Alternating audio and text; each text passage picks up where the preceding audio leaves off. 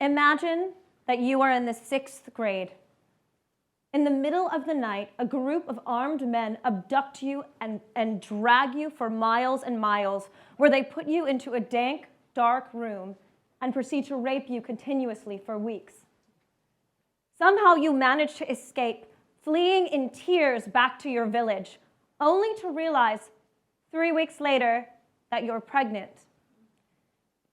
You go to the health clinic and beg them to do something, but they turn their back on you.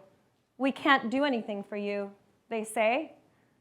This is the plight of hundreds of thousands of women and girls who are raped. In El Salvador, where abortion is illegal even in cases of rape, incest, and life endangerment, women are being put in prison for having illegal abortions.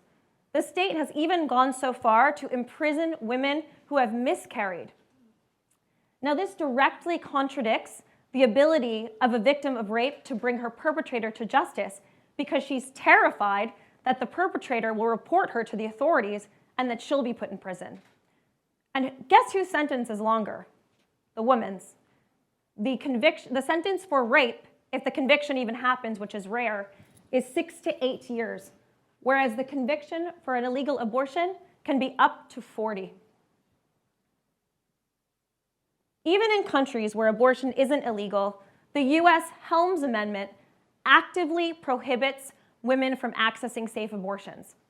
Now, the HELMS Amendment says that no US federal funding can be given to a clinic that even disseminates information about abortion, let alone provides them. So here you have clinics who are turning their backs on women who are raped in war and saying that they can't provide abortions. They are basically having to do what's politically necessary rather than what's medically indicated. Oddly, 78% of Americans actually think that abortion should be allowed in cases of rape and incest. So it's unclear why President Obama hasn't made an executive action in order to adjust this law. This policy also drives women into unsafe abortions. 47,000 women a year die from illegal abortions. That's one woman or girl every 7 minutes.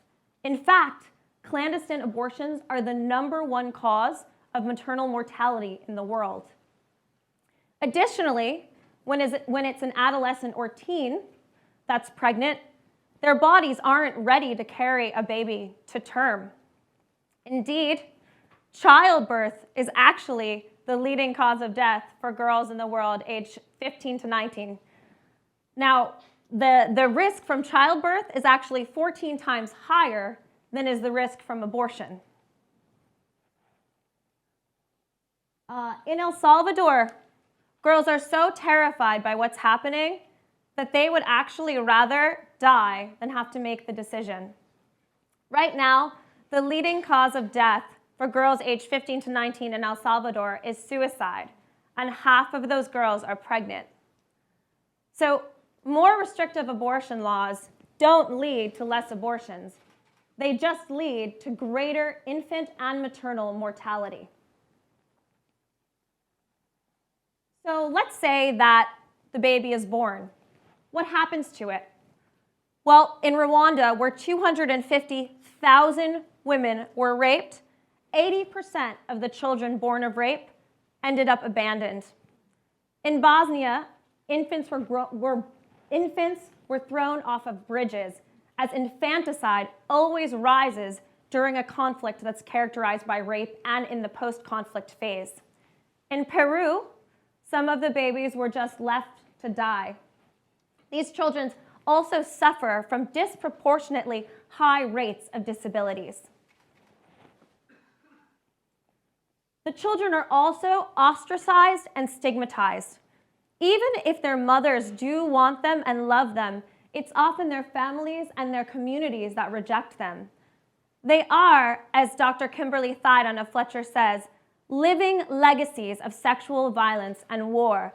They remind people of the worst period in the country's history, and therefore people want nothing to do with them. So what can be done to help these women girls, and children born of rape. First, the HELMS Amendment needs to be reinterpreted immediately to include exceptions for rape, incest, and life endangerment. Second, there needs to be more research done on children born of rape, particularly a cross-comparative longitudinal study that evaluates the effects that the story of conception has on these children's lives. Third, governments may ban international adoptions in the post-war phase in an effort to help their country repopulate. Now, in the case of these children, governments should be encouraged to exempt children of rape from these types of bans due to the particular hardships and stigma that they face within their home communities. Lastly, the state should offer financial assistance to caregivers of children born of rape, particularly when the forces who raped were state-sponsored government forces, which often happens. The state bears a responsibility for fathering these children. Now, access to sexual and reproductive health is intimately tied to risk reduction, recovery, and resilience.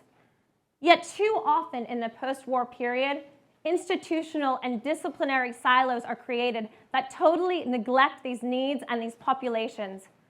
Certainly, the needs of women, girls, and children born of rape are key contributions to reconstructing lives in the shadow of war. Thank you.